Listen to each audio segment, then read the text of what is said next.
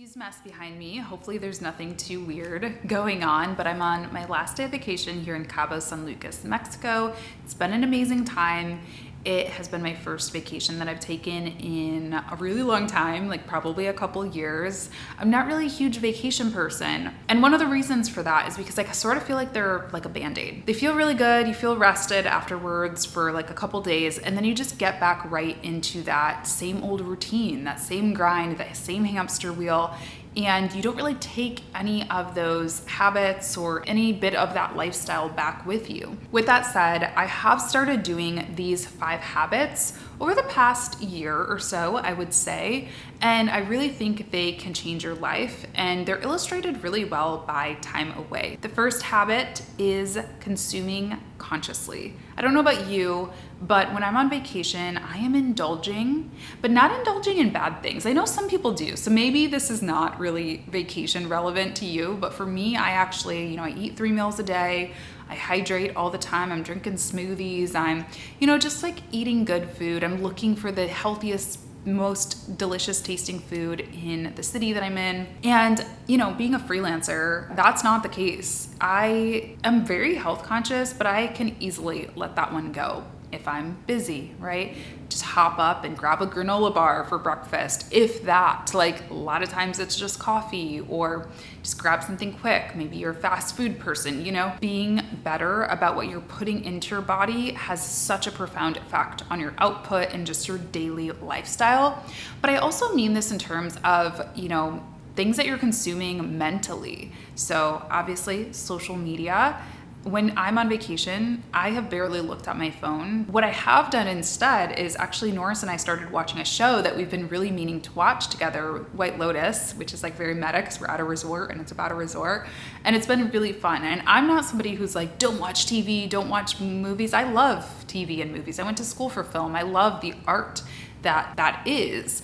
But there's a very big difference between scrolling TikTok late at night, just seeing all that blue light right in front of your eyes, versus sitting down and intentionally watching a show with your loved one and discussing the show and, really getting into something. So yeah, consume consciously. Next, declutter. Hotel rooms kind of force you to declutter on the daily, right? Like you're getting rid of your trash every day. You are just cleaning up here or there. You are trying to kind of pre-pack, at least I do, put dirty clothes in one bag and clean clothes and planning out my outfits for the next day. Like you're kind of forced to declutter. And even just the idea of packing your stuff into a suitcase, you're only bringing the essentials, hopefully, unless you want to carry a million bags to the airport. I hate that. I always pack really, really light.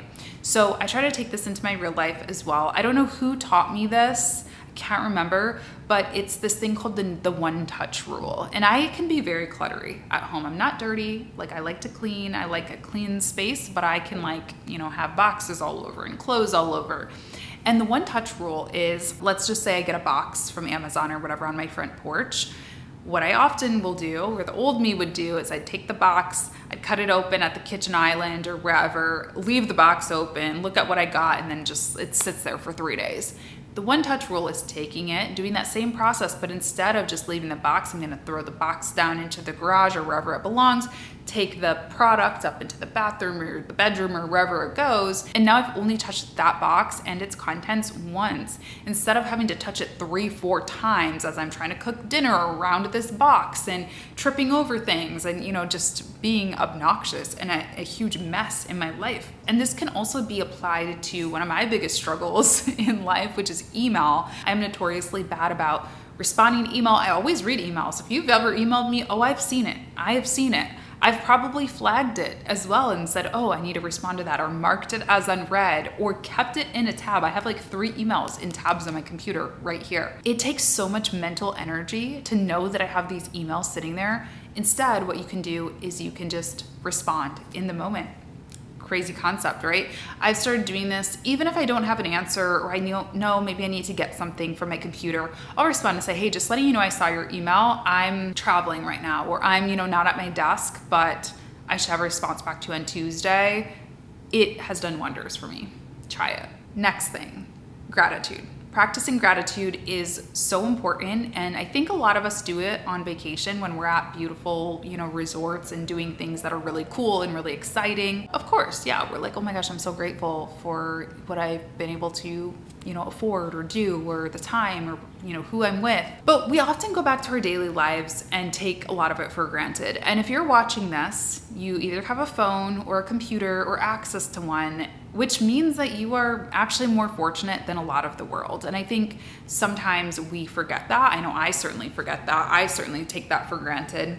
Norris has been saying this thing on this trip a lot. The first night here, we went to this restaurant and he was like, this is like the nicest, I think he was talking about the resort as a whole. This is like the nicest place I've ever been in my life. And I was like, honestly, same. And he's been saying throughout the trip, if you feel like you are not doing enough or whatever, you need to be doing more, just think about what 14-year-old you would say about your life today. And 14-year-old me would never even imagine that I would be able to go on vacation, that I would be running a business, that I'd be owning a home, any of these things that, again, we take so for granted.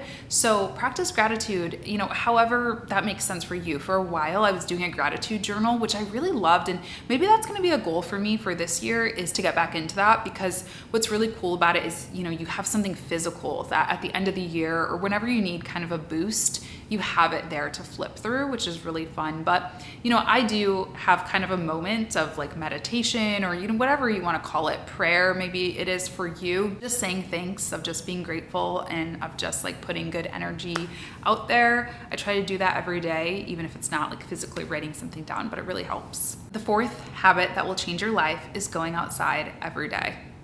Sounds obvious, but it's so true. And I know, especially if you live in a cold climate like me, you need to hear that reminder. Humans were not meant to sit inside and stare at screens all day and not have community, be totally isolated. We were just not meant to do that. And yes, it is easier to do when you're in Mexico and vitamin D is just pumping into your veins, but it is also possible to do wherever you live too. For me, even just going for a drive, which isn't, the best, obviously, but even just doing that and just getting sunlight into my eyes helps me sleep better, helps my mood, I've actually been struggling a lot with anxiety. I always have, but particularly this past month or so, I've been really, really going through it. I haven't slept a full night of sleep until I came here, actually, probably since early December, it's been a while. And my therapist said, isolation always makes anxiety worse. And she's so right. I don't feel like, oh my gosh, the world is terrible, everything's dangerous, everything's scary, everything's bad. And then I push myself to go to, the coffee shop or run an errand, and I feel so much better. I realized, oh my gosh, people are actually nice. There are more good people in the world than bad people. So take that advice as well. I'm not a therapist, but it really helped me. And the last habit that will totally change your life is moving your body, of course. We all know this. It's another one of those things that's easier said than done, right? How easy is it to just wake up in the morning, slam a cup of coffee, open up your laptop, get to work, and then especially when the days are short in the winter, next thing you know, it's nighttime and I'm not gonna go for a walk by myself at 7 p.m. in the pitch dark. So, maybe I'll try again tomorrow. So you have to really prioritize it. You have to plan your schedule around it. And listen, you have to set realistic expectations too. One of the things that had prevented me for so long from getting on a good workout schedule was the fact that I just hate working out. And I'm I don't want to go to a gym. I don't want to, do stuff that makes me feel terrible and always feel like I'm not doing a good enough job or whatever. And if you need permission from somebody, you have my permission to walk. That's what I do. That is my exercise of choice. You have my permission to put your phone on your favorite playlist and dance around like a, wild person for 15, 20 minutes a day just to get that heart rate up. I do that a lot too. And that counts as exercise. It has such a profound effect on how I feel about the world, how I feel about myself. You get those endorphins running through your veins and you feel better. So try to move your body every day. It doesn't have to be, lifting weights and doing intense cardio. It can be dancing. It can be walking. Okay, so those were the 5 habits that will change your life. Let me know if you have any tips, any thoughts, anything that you think should be on the list in the comments. And I hope you all are having a wonderful start to your year. I hope you all are able to also take some time for you. That might be taking a vacation, that might be taking a nap. Seriously, just indulge yourself in whatever way you are able to and you feel like you need to. Yeah, it's just your yearly reminder to put yourself first and to really invest in these habits. I think they'll really help. Thanks so much for tuning in. I will see you in my next video, and I hope you're having a great day. Bye.